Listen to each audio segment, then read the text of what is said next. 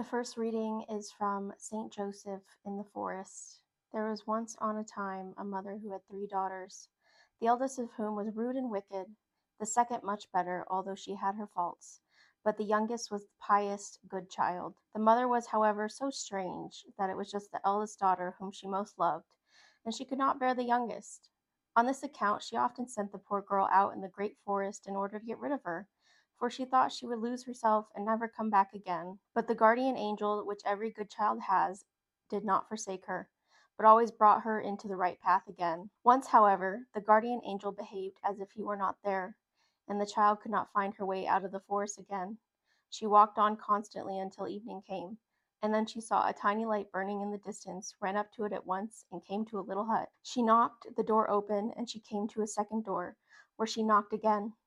An old man, who had a snow-white beard and looked venerable, opened it for her, and he was no other than Saint Joseph. He said quite kindly, "Come, dear child, seat thyself on my little chair by the fire, and warm thyself. I will fetch thee clear water if thou art thirsty. But here in the forest I have nothing for thee to eat, but a couple of roots, which thou must first scrape and boil." Saint Joseph gave her the roots. The girl scraped them clean, then she brought a piece of pancake and the bread that her mother had given her to take with her, mixed all together in a pan, and cooked herself a thick soup. When it was ready, Saint Joseph said, "I am so hungry. Give me some of thy food." The child was quite willing, and gave him more than she kept for herself, but God's blessing was with her, so that she was satisfied. When they had eaten, Saint Joseph said, "Now we will go to bed. I, however, only one bed, lay thyself in it. I will lie on the ground on the straw." "No," answered she, "stay in your own bed. The straw is soft enough for me." Saint Joseph, however, took the child in his arms, and carried her into the little bed, and there she said her prayers and fell asleep. Next morning when she awoke, she wanted to say good morning to Saint Joseph, but she did not see him. Then she got up and looked for him, but could not find him anywhere. At last she perceived, behind the door, a bag with money so heavy that she could just carry it, and on it was written that it was for the child who had slept there that night. On this she took the bag, bounded away with it, and got safely to her mother. And as she gave her mother all the money, she could not help being satisfied with her.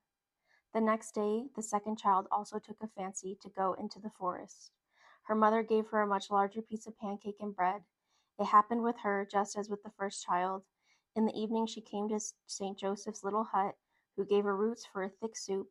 When it was ready, he likewise said to her, I am so hungry. Give me some of thy food." Then the child said, "You may have your share."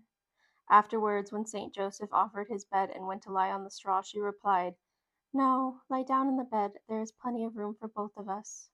Saint Joseph took her in his arms and put her in bed, and laid himself on the straw.